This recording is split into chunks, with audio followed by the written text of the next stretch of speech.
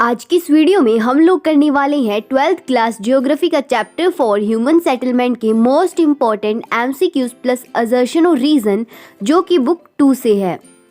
Question number first है the sparsely located small settlements are called, यानी कि जहाँ पे स्मॉल सेटलमेंट्स कम पाई जाती है उसे हम क्या बोलते हैं, और इसका आंसर हो जाएगा option B village.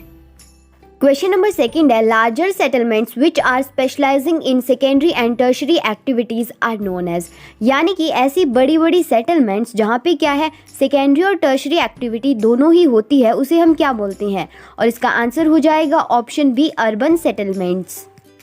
Question number third है the clustered rural settlement is, यानी कि क्लस्टर रूरल सेटलमेंट क्या होती है, और इसका आंसर हो जाएगा ऑप्शन ए क्लोजली बिल्ट अप हाउसेज। और ये आप पिक्चर में देख सकते हो, ये जो है वो क्लस्टर्ड हाउसेज है।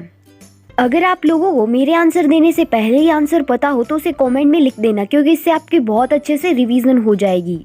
और इसी के साथ बढ़ते हैं हमारे फोर्थ क्वेश्चन की ओर। डिस्पर्स्ड और isolated settlements pattern in India appears in the form of, यानी कि जो डिस्पर्स्ड और आइसोलेटेड सेटलमेंट है वो इंडिया में किस पैटर्न से दिखती हैं, और इसका आंसर हो जाएगा ऑप्शन ए आइसोलेटेड हट्स। और आप ये पिक्चर में देख सकते हो यहाँ पे क्या है सिर्फ एक ही हट है, यानी कि आइसोलेटेड हट है।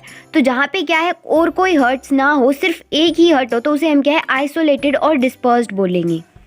क्वेश्चन नंबर 5 है the urban settlements are generally compact and, यानी कि जो अर्बन सेटलमेंट होती है वो क्या इकट्ठी होती है और कैसी होती है, और इसका आंसर हो जाएगा option B larger in size.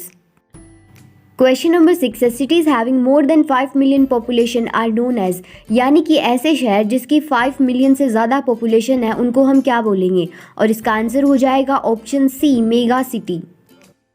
Question number 7 है urban centre with population of more than 1 lakh is called, यानी कि अर्बन सेंटर के अंदर पॉपुलेशन अगर 1 लाख से ज़्यादा होगी तो हम उसे क्या बोलेंगे, और इसका आंसर हो जाएगा option A class 1 town. Question number 8 है a town containing military base is known as, यानी कि ऐसे टाउन जिसके पास मिलिट्री बेस होता है उसे क्या बोलेंगे, और इसका आंसर हो जाएगा option B garrison town. Question number 9 है towns and cities are generally classified on the basis of the dash they perform, यानी कि जो टाउन्स और सिटीज़ होती हैं उनको किस बेस पे क्लासिफाई किया जाता है और वो क्या परफॉर्म करते हैं, और इसका आंसर हो जाएगा option A function. Question number 10 है the towns that have developed in mineral rich areas are known as, यानी कि ऐसे टाउन्स जहाँ पे बहुत सारे मिनरल्स हों वहाँ पे पाए जाते हैं उन टाउन्स को हम क्या बोलेंगे, और इसका आंसर हो जाएगा option A mining towns. Question number 11 है वाराणसी मथुरा अमृतसर मदुरई पूरी आर, यानी कि ये जो टाउन्स है वो कौन से टाउन है, और इसका आंसर हो जाएगा option C religious towns. Question number 12 है नैनीताल मसूरी शिमला पंचमरी जोधपुर आर, यानी कि ये कौन से टाउन्स हैं, और इसका आंसर हो जाएगा option B tourist towns. Question number 13 है cluster of dwellings of any type or size where human beings live is known as, यानी कि ऐसी जगह जहाँ पे लोग रहते हैं वो कोई भी टाइप की हो कोई भी साइज की हो उसे हम क्या बोलेंगे, और इसका आंसर हो जाएगा option A human settlement. Question number 14 है panna para pali nagla and dhani are examples of, यानी कि ये किसके एग्जाम्पल है, और इसका आंसर हो जाएगा option B hamleted settlement. Question number 15 है Uttarakhand Himachal Pradesh are examples of, यानी कि उत्तराखंड और हिमाचल प्रदेश किसके एग्जाम्पल हैं, और इसका आंसर हो जाएगा option be isolated settlement.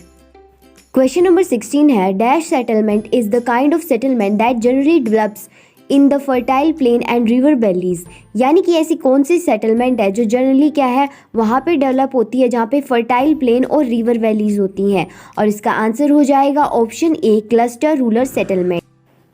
Question number 17 है name any modern town built by British in modern style, यानी कि हमें एक ऐसे टाउन का नाम बताना है जो मॉडर्न स्टाइल में ब्रिटिशर्स ने बिल्ट किया था, और इसका आंसर हो जाएगा option C Mumbai.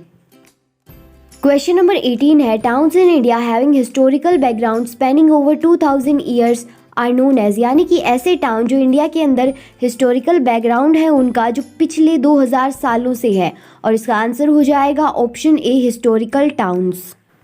Question number 19 है name the urban agglomeration having the highest share of immigration population in India, यानी कि हमें ऐसी अर्बन एग्लोमरेशन का नाम बताना है जो क्या हाईएस्ट शेयर करता है इमाइग्रेशन पॉपुलेशन का। इमाइग्रेशन यानी कि जहाँ पे पॉपुलेशन क्या है माइग्रेट होकर आती है, और इसका आंसर हो जाएगा option B Mumbai. Question number 20 है, arrange the following categories of town in a sequence order according to their development in India. यानी कि ये जो हमें टाउन्स दे रखे हैं उनको सीक्वेंस में लगाना है अकॉर्डिंग टू देयर डेवलपमेंट, और इसका आंसर हो जाएगा ऑप्शन ए, क्योंकि सबसे पहले क्या थे एंशिएंट टाउन, उसके बाद में मॉडर्न टाउन्स, उसके बाद में मेट्रोपॉलिटन्स और उसके बाद में अल्ट्रा मॉडर्न टाउन्स। आगे बढ़ने से पहले मैं आपको बता दूं कि अगर आपने बाकी सभी चैप्टर्स के भी अगर एमसीक्यूज और असर्शन रीजन नहीं देखे हैं जियोग्राफी और पॉल साइंस के, तो उन्हें भी चेक कर लेना क्योंकि वो भी बहुत ज़्यादा इम्पोर्टेंट है। और अगर आपने अभी तक मेरे चैनल को सब्सक्राइब नहीं किया है तो जल्दी से सब्सक्राइब कर लीजिए क्योंकि ऐसी ही वीडियोस और भी आने वाली हैं। क्वेश्चन नंबर 21 है, arrange the following agglomeration in the sequence of their ranks that is first, second, third and fourth. यानी कि हमें क्या है इनको एक सीक्वेंस में अरेंज करना है according to their ranks, first, second, third और फोर्थ, और इसका आंसर हो जाएगा ऑप्शन ए, क्योंकि सबसे पहले आएगा ग्रेटर मुंबई, उसके बाद में कोलकाता और उसके बाद में दिल्ली और लास्ट में आएगा चेन्नई। क्वेश्चन नंबर 22 है, dash towns were typically small and crowded. यानी कि ऐसे कौन से टाउन होते हैं जो छोटे होते हैं और जहाँ पे भीड़ भाड़ बहुत होती है, और इसका आंसर हो जाएगा option C medieval. Question number 23 है, name the metropolitan city of Bihar. यानी कि बिहार की मेट्रोपॉलिटन सिटी कौन सी है, और इसका आंसर हो जाएगा option D Patna. Question number 24 है, name the metropolitan city of Karnataka state as per 2011 census. यानी कि 2011 की जनगणना के अनुसार हमें मेट्रोपॉलिटन सिटी बतानी है कर्नाटका स्टेट की, और इसका आंसर हो जाएगा option B Bengaluru. Question number 25 है, what was the level of urbanisation in 2011 in India. यानी कि 2011 की सेंसस के अकॉर्डिंग जो लेवल है अर्बनाइजेशन का वो इंडिया के अंदर कितना है, और इसका आंसर हो जाएगा ऑप्शन ए 31.16%। क्वेश्चन नंबर 26 है, गाजियाबाद, रोहतक, गुरुग्राम एंड फरीदाबाद आर। यानी कि गाजियाबाद, रोहतक, गुरुग्राम और फरीदाबाद क्या है, और इसका आंसर आ जाएगा option B satellite cities. Question number 27 है, how many mega cities are there in India. यानी कि इंडिया के अंदर कितनी मेगा सिटीज है, और इसका आंसर हो जाएगा ऑप्शन डी 6। क्वेश्चन नंबर 28 है, the level of urbanisation is measured in terms of dash of urban population to total population. यानी कि जो लेवल है अर्बनाइजेशन का वो कैसे मेजर किया जाता है, किसकी टर्म्स में मेजर किया जाता है, अर्बन पॉपुलेशन से टोटल पॉपुलेशन का, और इसका आंसर हो जाएगा ऑप्शन ए परसेंटेज, क्योंकि जो अर्बनाइजेशन के लेवल का मेजरमेंट है वो क्या है परसेंटेज से किया जाता है।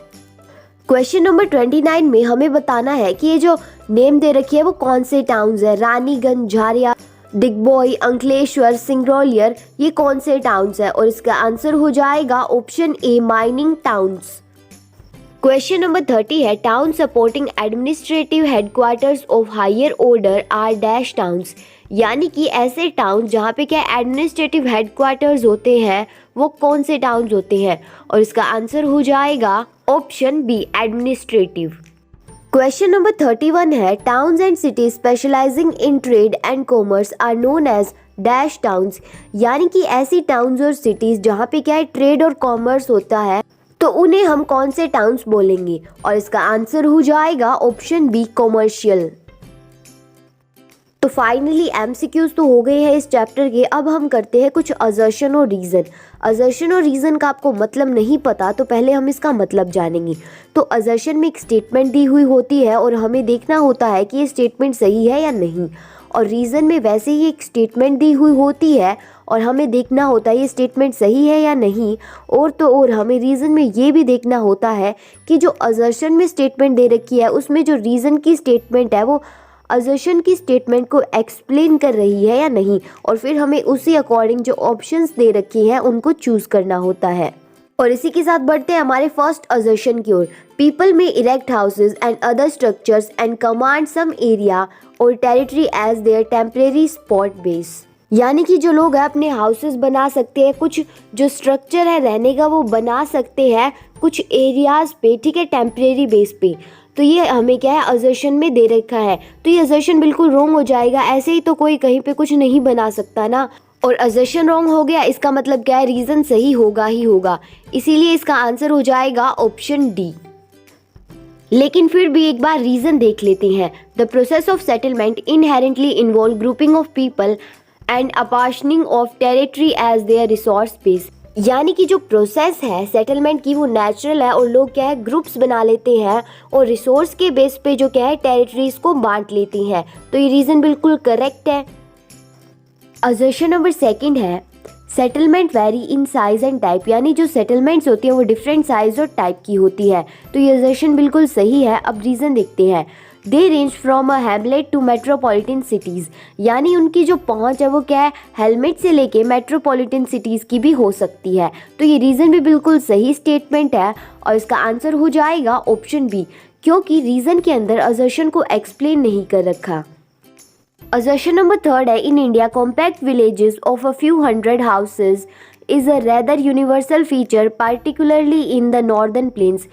यानी कि इंडिया के विलेजेस के अंदर कुछ 100 एक हाउस है ना वो कॉम्पैक्ट मिल ही जाते हैं। ये क्या है, यूनिवर्सल फीचर है इंडिया का, और ये ज़्यादातर देखा जाता है नॉर्दर्न प्लेन्स के अंदर। तो ये असर्शन बिल्कुल सही है। अब रीज़न देखते हैं। People live in compact village for security or defense reason. In some areas, scarcity of water has necessitated compact settlement for maximum utilization of available water resources. यानी कि ये जो लोग हैं कॉम्पैक्ट विलेज में सिक्योरिटी और डिफेंस रीज़न के कारण रहते हैं, और साथ ही साथ क्या है यहाँ पे वाटर की ज़रूरत ज़्यादा होती है, इसीलिए जो कॉम्पैक्ट हाउस है ना वो वाटर के जो आसपास क्या है बना लेते हैं। तो ये रीज़न भी बिल्कुल सही स्टेटमेंट है, और इसका आंसर हो जाएगा ऑप्शन ए, क्योंकि रीज़न के अंदर असर्शन को एक्सप्लेन कर रखा है। असर्शन नंबर 4 है unlike rural settlements urban settlements are generally compact and larger in size. यानी कि रूरल सेटलमेंट की बजाय जो अर्बन सेटलमेंट होती है वो ज़्यादा कॉम्पैक्ट और क्या है बड़ी होती है साइज़ के अंदर। तो ये असर्शन बिल्कुल सही है। अब रीज़न देखते हैं। The settlement size is large and there is high density of population. यानी कि जो सेटलमेंट का साइज़ होता है वो बहुत बड़ा होता है, और यहाँ पे की जो पॉपुलेशन होता है वो हाईली डेंसिटी होती है, यानी कि 1 स्क्वायर किलोमीटर में क्या है बहुत ज़्यादा लोग रहती हैं। तो ये रीज़न भी बिल्कुल सही स्टेटमेंट है, और इसका आंसर हो जाएगा ऑप्शन बी, क्योंकि रीज़न के अंदर असर्शन को एक्सप्लेन नहीं कर रखा है, एक और ही स्टेटमेंट दे रखी है। असर्शन नंबर 5 है cities are functionally linked to rural areas around them. यानी कि जो सिटी होती है वो काम करने के लिए क्या है रूरल एरियाज से भी जुड़ी होती है जो उसके आसपास होते हैं। तो ये असर्शन बिल्कुल सही है। अब रीज़न देखते हैं। Exchange of goods and services is perform sometimes directly and sometimes through a series of market towns and cities. यानी कि जो एक्सचेंज होता है गुड्स का वो कई बार तो क्या है सीधा ही हो जाता है, और कई बार क्या होता है वो सीरीज़ में चलता है, पहले मार्केट की टाउन्स में आया उसके बाद में क्या है सिटीज़ में आया, इस तरह से होता है। और ये रीज़न है, ये भी बिल्कुल सही स्टेटमेंट है, और इसका आंसर हो जाएगा ऑप्शन ए, क्योंकि असर्शन के अंदर तो क्या दे रखा है सिटी जो है वो लिंक होती है रूरल एरियाज से, और रीज़न के अंदर उसको एक्सप्लेन कर रखा है कि वो एक्सचेंज करती है गुड्स का और अदर सर्विसेज का, इसीलिए वो क्या है लिंक्ड होती हैं। असर्शन नंबर 6 है cluster village is a universal feature in the northern plains. यानी कि जो क्लस्टर विलेज है वो क्या है यूनिवर्सल फीचर है नॉर्दर्न प्लेन्स के अंदर। तो ये असर्शन बिल्कुल सही है। अब रीज़न देखते हैं। Cluster villages are found in areas of level and fertile land. Major portion of the population is landless, hence they are bound to live together. यानी कि क्लस्टर विलेजेस वहाँ पे पाए जाते हैं जहाँ पे फर्टाइल लैंड होती है, और जो पॉपुलेशन होती है ज़्यादातर वो क्या है लैंडलेस होती है, इसीलिए वो क्या है साथ में रहने के लिए इकट्ठे रहने के लिए क्या है मजबूर होती हैं। और इसका आंसर हो जाएगा ऑप्शन ए, क्योंकि असर्शन के अंदर बता रखा है कि जो क्लस्टर विलेजेस होते हैं वो नॉर्दर्न प्लेन का यूनिवर्सल फीचर है, और रीज़न में असर्शन को एक्सप्लेन कर रखा है कि जो क्लस्टर विलेजेस होते हैं वहाँ पे जो पॉपुलेशन होती है वो लैंडलेस होती है, इसीलिए क्या यूनिवर्सल जो फीचर है नॉर्दर्न प्लेन्स का क्लस्टर विलेजेस। असर्शन नंबर 7 है total urban population has increased 11 fold during the 20th century. यानी कि जो अर्बन पॉपुलेशन है वो क्या है बड़ी है 11 फोल्ड्स के अंदर ड्यूरिंग द 20th सेंचुरी। तो ये असर्शन बिल्कुल सही है। अब रीज़न देखते हैं। Enlargement of urban centers and emergence of new towns have played a significant role in the growth of urban population and urbanization in the country. यानी कि जो शहरी इलाके बड़े हैं और जो नए नए टाउन्स आए हैं उन्होंने क्या है बहुत इम्पोर्टेंट रोल प्ले किया है अर्बन पॉपुलेशन और जो अर्बनाइजेशन है उसकी ग्रोथ के अंदर। तो ये रीज़न भी बिल्कुल सही स्टेटमेंट है और इसका आंसर हो जाएगा ऑप्शन बी, क्योंकि रीज़न के अंदर असर्शन को एक्सप्लेन नहीं कर रखा। असर्शन नंबर 8 है even specialise cities as they grow into metropolises become multifunctional. यानी कि जो स्पेशलाइज सिटीज़ है जो क्या है मेट्रोपॉलिटन सिटी बन जाती हैं उसमें क्या है मल्टी फंक्शन होने लगते हैं। तो ये असर्शन बिल्कुल सही है। अब रीज़न देखते हैं। The functions do not gate intertwine and the city can be categorised in particular functional class. यानी कि जो मेट्रोपॉलिटन सिटीज़ के अंदर फंक्शंस होते हैं वो एक दूसरे से जुड़े नहीं होते और जो एक मेट्रोपॉलिटन सिटी है वो क्या है सिर्फ एक ही काम करती है। तो ये रीज़न यहाँ पे क्या है रॉन्ग हो जाएगा, क्योंकि क्या है जो सिटीज़ होती है उनके अंदर तो क्या है एक दूसरे से जो वर्क है वो जुड़े हुए होते हैं और कोई एक सिटी सिर्फ एक ही टाइप का काम नहीं करती। और इसका आंसर हो जाएगा option C, A is true but R is false. Assertion number 9 है the objective of smart cities mission is to promote cities that provide core infrastructure, a clean and sustainable environment and give a decent quality of life to its citizen। यानी कि smart cities का उद्देश्य होता है कि वो जो है बेटर इंफ्रास्ट्रक्चर प्रोवाइड कराए और वहाँ पे क्या है क्लीन और सस्टेनेबल इन्वायरमेंट हो और एक जो डिसेंट क्वालिटी की लाइफ है वो दे सके अपने सिटीजन्स को। तो ये असर्शन बिल्कुल सही है। अब रीज़न देखते हैं।